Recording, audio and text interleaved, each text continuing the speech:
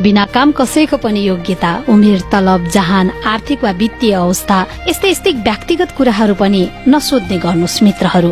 मानिसहरूलाई त्यो कुरा मन पर्दैन।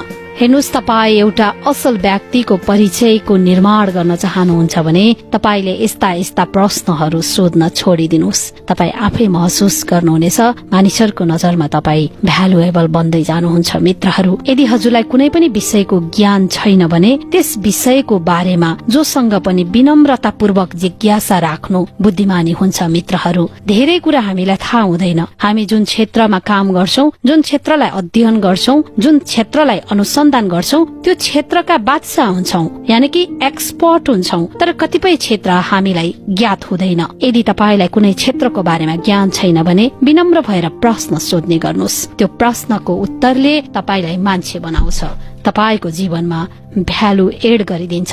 अर्को पटक अर्को मिठो सन्देश लिएर उपस्थित हुने बाचा गर्दै आजलाई छुटिन्छु। हस्त धन्यवाद।